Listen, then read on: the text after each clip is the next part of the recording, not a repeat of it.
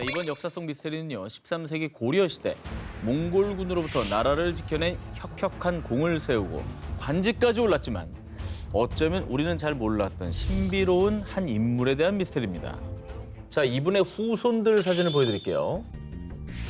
베트남 남북부 문화탐방? 이게 베트남에서 넘어온 어떤 사람이 공을 세워서 그 후손들인가 보다. 그래서 고향을 찾아갑니다. 맞나요? 사실 저희 외갓집이 그렇거든요. 어? 저희 외갓집이 화산이 씨인데. 화산이 씨. 예. 자, 지금부터 소개해드릴 역사 속 미스테리한 인물은 바로 화산이 씨예요. 진짜요? 진짜야? 본인 집안 얘기네. 그걸 몰랐어 어떻게? 몰랐어요. 진짜요? 잘 들으세요. 이게 집안 얘기하는 거예요. 나 진짜 몰랐는데? 이런 게 진짜로. 있었어요? 집안 얘기를 내가 해주고 있잖아요. 자, 화산이 씨의 저런 게 있었네? 중시조였던 화산군 이용상입니다. 그런데 너무나도 놀라운 그의 정체, 그는 사실 고려인이 아니라 베트남인이었습니다. 그것도 베트남 최초의 통일 왕조였던 리 왕조의 왕자 리롱덩이었습니다. 어떻게 보면 고려 시대 1세대 귀화인입니다.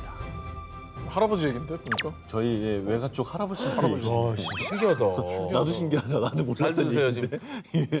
아 근데 많은 분들 궁금해하실 것 같아요. 네네. 베트남인이 고려까지 와서 어떻게 화산이 씨의 중시조가 되고 또 관직에까지 올랐는지. 그러니까 그 저희 과정. 할아버지는 왜 오신 겁니까?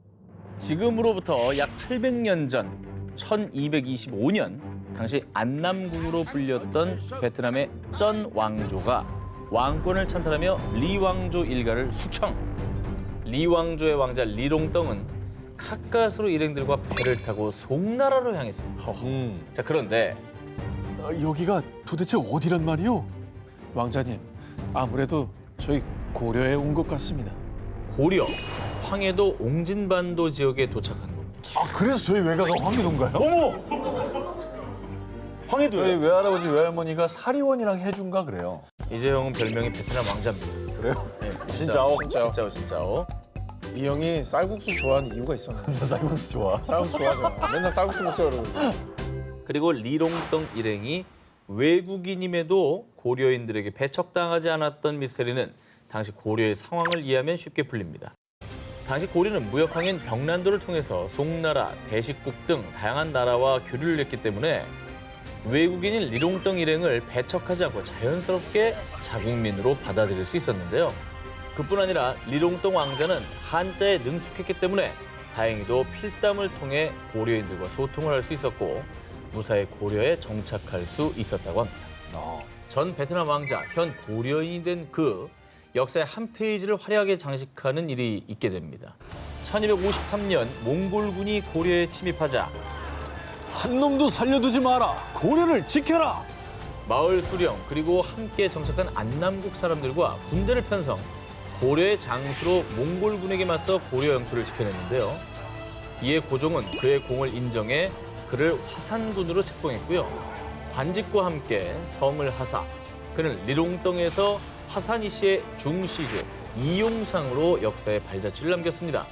그리고 파란만장한 역사를 지나 약 800년 뒤 1995년 화산이 씨들의 베트남 방문을 시작으로 2018년에도 응웬 부뚜 주한 베트남 대사가 경북 영주시의 화산이 씨 집성촌 등을 방문하는 등 이용상의 후손들은 베트남과 한국으로 가며 교류하고 있습니다.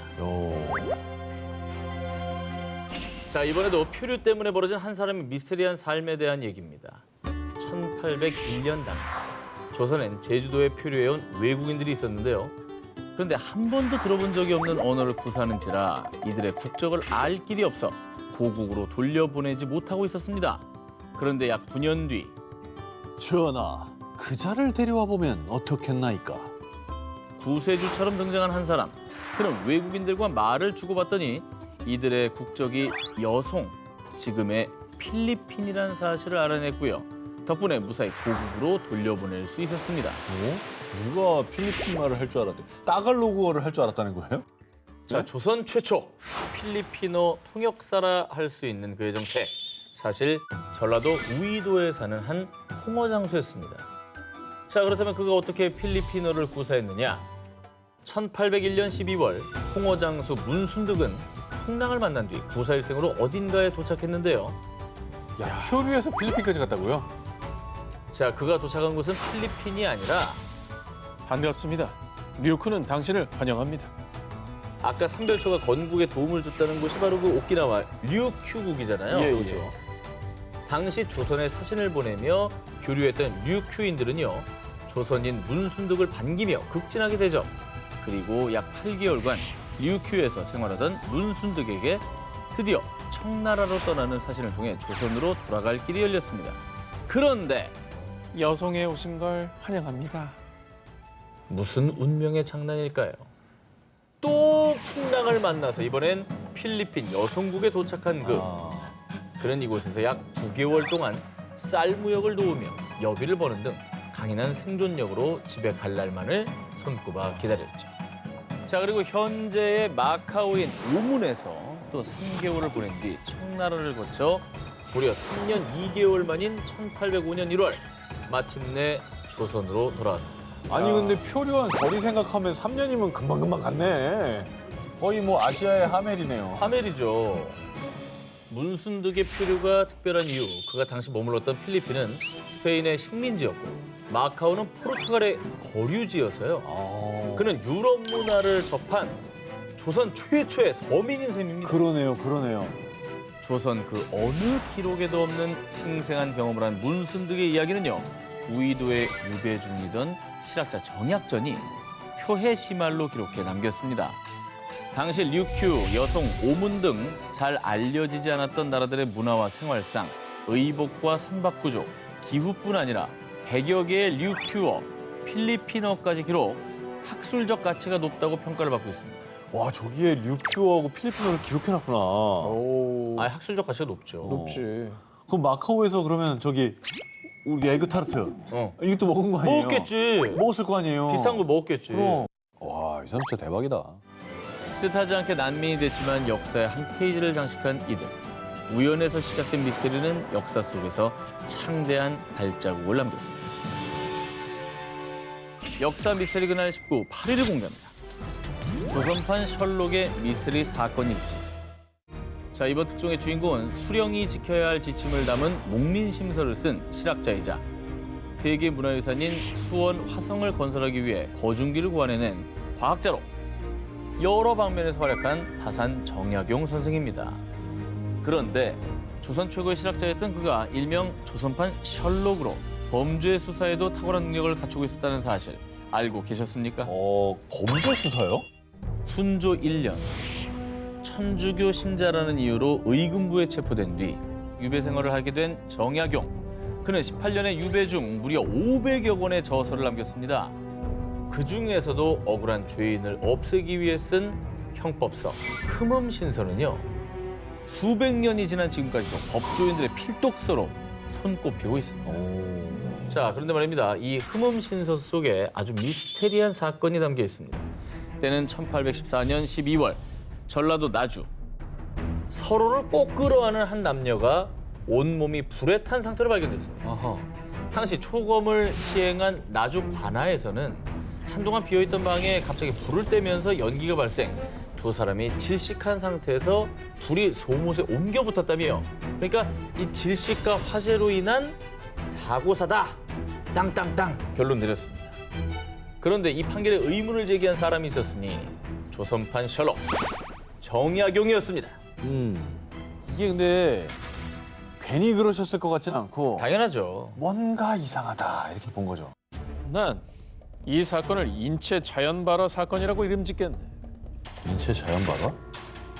그렇습니다. 먼저 정약용은 구두를 덮일 때 일어나는 연기에는 독이 없기 때문에 질식사할 수 없다고 주장. 그리고 조사 좀 제대로 하라고. 헐에 올려놓은 발은 멀쩡한데 몸과 다리가 불탔잖소. 남성 시신의 음경이 발기된 상태로 지나친 음욕으로 장기에서 음화가 발생해 사망했고 이후 불이 몸 밖으로 번져 몸을 태운 거라고 주장한 것입니다. 근데 이 현상을 보고 조선시대의 인체 발화를 생각했다는 게 그게 진짜 대단한 거죠. 근데 굉장히 인체 발화 사건이 형법서의 흠음신서에 기록돼 있다는 것도 정말 신기하고 결국은 굉장히 미스터리한 사건인데 야 이게 진실이 뭐였을까요? 역사 미스터리 그날 19, 7위 공개합니다. 삼천궁녀 의자왕의 진실은? 두 기자님은 의자왕 하면 어떤 이미지가 떠오르시나요? 뭐 백제 마지막 왕 삼천궁녀죠 뭐. 호색한. 호색한 같은 게 많이 떠오르죠. 뭐 정치는 뒷전이고 술에 빠졌다, 비겁하게 항복해서 백제를 멸망에 이르겠다, 무능하다, 폭군이다. 그리고 대표적으로 낙화암에 몸을 던진 삼천궁녀를 떠올리실 텐데요. 맞아요. 오죽하면 이제 한국을 빛낸 100명의 위인들 그 노래 삼천궁녀 의자왕 삼천궁녀 의자왕. 와. 둘 다 음이 이상해서 못 알아듣겠어요. 어쨌든 자 그렇다면 당나라에서 유교의 성인인 증자의 빗대에 동방의 해동증자라고 칭하며 직접 전장에 나가 신라의 성 약 40채를 함락시킨 정복군주. 왠지 같은 사람이지 않을까. 맞습니다. 우리에게는 부정적인 이미지로만 기억되는 역사 속 의자왕의 미스터리와 진실을 지금부터 파헤쳐 보겠습니다. 먼저 의자왕의 첫 번째 미스터리. 낙화암과 삼천궁녀는 사실일까요? 주색에 빠져서 나라를 망하게 했다. 이게 제일 큰 욕이잖아요. 근데 의자왕이 딱 그렇게 돼 있어요. 기록을 좀 찾아봤어요. 삼국사기에도 궁녀 얘기는 없어요, 아예. 그럼 삼국유사에도 그냥 몇몇이 낭떠러지에 떨어져서 죽었다. 그런 정도의 얘기만 얼핏 나오지. 없어요, 연원이 어딘지가. 이제 문서에 나온 기록으로서는 소설이 있는데 거기에 이제 삼천궁녀 얘기가 이제 그 전에 돌던 얘기를 소설에 반영을 했겠지. 저 위에서 뛰어내리면 3,000명 못 뛰어내린다. 그렇지. 자 그리고 의자왕의 두 번째 미스터리. 의자왕이 나당연합군에게 항복해서 백제가 멸망했다. 의자왕이 항복했다는 게 정설로 전해지긴 합니다. 근데 2007년에 중국에서 한 묘비가 발견되며 사실 의자왕은 항복하지 않았다라는 새로운 가설이 제기됐는데요. 오호. 발견된 묘비의 주인은 예식진. 그는 백제 멸망 직전 웅진성 방비를 맡은 대장이었던 예식과 동일 인물로 추정. 중국 역사서 구당서 해석에 따르면 의자왕과 당나라에 투항했다고 알려진 인물입니다. 예식과 그의 가족들의 묘지명을 해석한 역사학자들에 따르면 당이 북쪽을 토벌할 때 그 왕을 끌고 가서 고종 황제에 귀의하였다. 좌위위 대장군에 제수되고 내원군 개국공에 봉해졌다. 그러니까 사실 또 패전국이잖아요. 그러니까 승자의 기록 아니겠습니까? 시원하게 또, 네. 그러니까 또 신라 쪽에서는 굉장히 부정적으로 서술했을 가능성이 또 있을 것 같습니다. 그날 역사가 목도한 진실은 무엇이었을까요? 역사 미스터리 그날 19 6위를 공개합니다. 역사에서 사라진 천재 과학자. 지금까지도 조선시대 최고의 천재 과학자로 평가받는 장영실. 그런데 말입니다. 역사적으로 위대한 공을 세우며 종삼품인 대호군의 자리에까지 오른 그였지만요. 조선시대 가장 미스터리한 인물로 손꼽히고 있습니다. 당시로서는 상상도 못할 기술이 많이 선보여졌죠. 그래서 미래에서 조선으로 간 외계인이 아니냐라는 생각이 들 정도로 좀 놀라워요. 그럼 지금부터 무려 472년 동안 왕의 주변에서 일어난 모든 일들을 세세하게 기록한 조선왕조실록을 통해 장영실의 미스터리를 살펴보겠습니다. 1433년 세종 15년 9월 16일 세종실록에 따르면요. 장영실은 그 아비가 본래 원나라의 소주 항주 사람이고 어미는 기생이었는데 공교한 솜씨가 보통 사람보다 뛰어나므로 태종께서 보호하셨고 나도 역시 이를 아낀다. 따라서 장영실이 조선의 신분 계층 중에 가장 천한 노비였기 때문에 그의 출생일과 성장 과정이 알려지지 않았다라고 추정되고 있습니다. 근데 어쨌든 낮은 신분이었는데도 그 자리까지 올라갔다는 건 정말 대단한 거죠. 그렇죠. 능력만으로. 그러니까요. 더군다나 조선시대에서. 그러니까. 네. 그런데 말입니다. 수많은 업적과 공을 세운 그가 1442년 이후 조선왕조실록에서 완전히 사라져버렸는데요. 그 결정적인 이유, 1442년 3월 16일자 세종실록을 살펴보면요.